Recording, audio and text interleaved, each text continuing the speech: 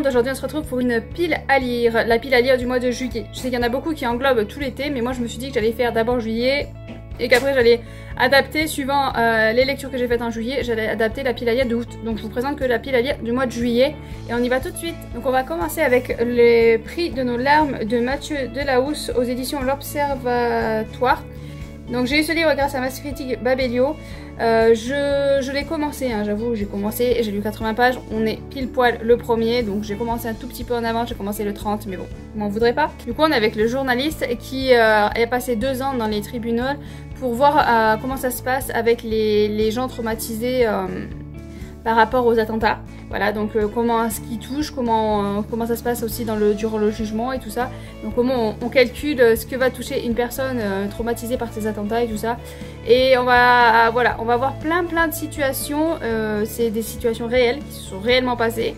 Et j'ai été choquée par certaines choses qui... Voilà, je comprends qu'on veuille gagner de l'argent. Mais se faire passer pour quelqu'un en souffrance quand tu ne l'es pas et quand tu n'as pas subi le truc, ça m'a un petit peu dérouté. Mais bon voilà, donc le prix de nos larmes, combien coûtent nos souffrances, comment on peut mettre un prix sur nos souffrances, ça je ne comprends pas comment ils font ça. Donc on va rester dans les services presse, j'ai Trajet surprise de Hélène Lemesle. Quand le coiturage vire au cauchemar, donc là je pense que c'est quelque chose d'assez rafraîchissant, que ça devrait me détendre un petit peu.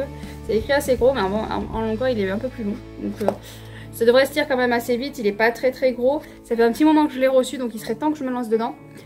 Je ne me rappelle plus du coup du résumé. Quand tout va mal, les choses peuvent-elles encore empirer. Donc voilà, je crois que Marine perd son job. Donc, le job dont elle rêve dans cette charmante ville balnéaire ne sera plus pour elle.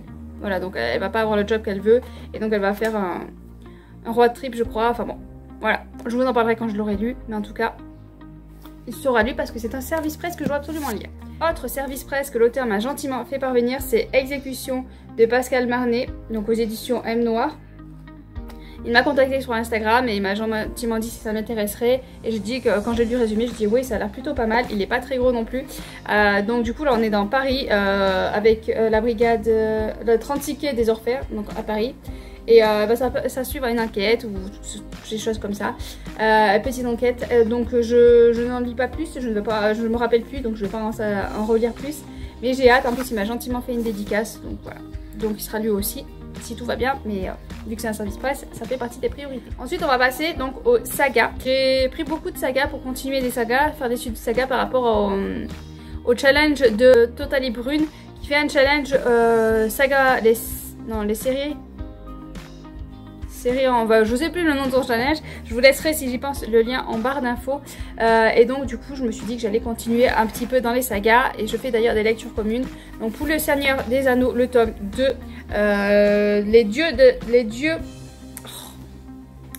le Seigneur des Anneaux, le tome 2, les 2 tours de J.R.R. Tolkien aux éditions Folio Junior. On a lu le tome 1 en lecture commune avec... je ne sais plus, avec une sur le Discord, et donc j'ai proposé, et donc elle voudrait qu'on se lise aussi, elle est d'accord pour qu'on se lise aussi le tome 2 ensemble. Donc si jamais ça vous intéresse de lire ce tome 2, n'hésitez pas à venir nous rejoindre sur le Discord, il y a le lien en barre d'infos. Si jamais ça ne marche pas, n'hésitez pas à le dire en commentaire, je vous renvoie un lien qui marche. Mais voilà, on se lira ce tome 2. Et j'ai beaucoup aimé, c'est vraiment une très belle plume. Ensuite, dans le souci de continuer la saga Les Chevaliers d'Émeraude, donc là je vais lire le tome 10, Représailles de Anne Robillard aux éditions Michel Lafon-Poche. J'ai raccroché avec cette saga grâce au tome 9 qui m'a beaucoup plu, donc j'espère que ça va continuer comme ça pour les 3 derniers tomes. Et j'ai hâte d'enfin finir et d'avoir le fin mot de cette histoire. Là par contre, on va continuer. Donc là je vais continuer la saga, donc il n'y a pas le titre, je regarde le titre mais c'est pas écrit. La Passe Miroir, c'est le tome 3 de Christelle Dabos aux éditions Gallimard Jeunesse. J'ai commencé cette saga au mois de mai, ça faisait un moment que je m'étais dit il serait temps, non au mois de avril, enfin bon je sais plus, mais bon ça fait un moment que je m'étais dit il serait temps que je lise parce que tout le monde l'a lu, tout le monde l'a adoré, donc il serait temps que je m'y mette, et je me suis rendu compte que c'était pas mal. Bon c'était pas à la hauteur de tout ce que les gens en disent, mais bon j'ai pas fini la saga donc je peux être encore surprise. J'aime beaucoup quand même, le personnage d'Ophélie commence à être un peu plus sympathique dans le tome 2, donc j'espère que dans ce tome 3 ça ira beaucoup mieux, parce que c'est vrai que dans le tome 1 j'en pouvais plus quoi, elle se laissait trop marcher sur les pieds, j'avais envie de la secouer, et petit à petit ça va mieux, donc je pense qu'on va peut-être l'avoir évolué dans le bon sens. Donc je verrai ça dans ce tome 3. Et sinon je vais attaquer une saga. Non, il faut toujours attaquer des sagas. Donc je pense attaquer Nil de Lynn Matson aux éditions Pocket Jeunesse. Comment s'échapper du Nil qui n'existe pas. Donc là, on va se retrouver avec des jeunes gens bloqués sur une île et un seul, dès qu'il va y avoir, je crois, des portes ou quelque chose comme ça, et une seule personne peut passer à la porte à chaque fois. Ils ont 1 an pour s'y échapper. Au bout d'1 an, squeak. Voilà. Donc ça fait un moment que j'aimerais le lire aussi. C'est une vieille saga, hein. Elle commence à dater maintenant 2016. Pas tant que ça, mais un petit peu. Donc voilà. Donc j'espère pouvoir m'y plonger et adorer. Ça me fait penser un peu au labyrinthe. Donc je me dis, j'ai adoré le labyrinthe, je devrais adorer ça. Donc voilà un petit peu les lectures que j'ai prévues pour ce mois de juillet. Ça m'en fait 1, 2, 3, 4, 5, 6, 7. Ça me fait 7 lectures papier plus un SP, plus un SP qui doit arriver ensemble, le tome 1, je sais plus l'auteur, mais bon, dès qu'il arrivera, je vous le montrerai. Et j'ai les machines qui ne saignent pas, mais celui-là, je perds espoir un petit peu de le recevoir parce que ça fait un moment que je dois le recevoir, ça fait un moment qu'ils doivent me l'envoyer. Et j'ai toujours pas de nouvelles, donc je pense que celui-là, je ne l'aurai pas, mais bon, c'est pas grave. J'ai assez de lectures comme ça à lire. Donc voilà pour les livres papier. Après, je ferai sûrement des lectures un petit peu comme ça en e-book ou en audio. Mais je vous présente les livres papier qui sont sûrs. Les lectures audio et e-book, voilà, je suis jamais sûre de ce que je vais lire. S'il y a... ne fais confiance à personne.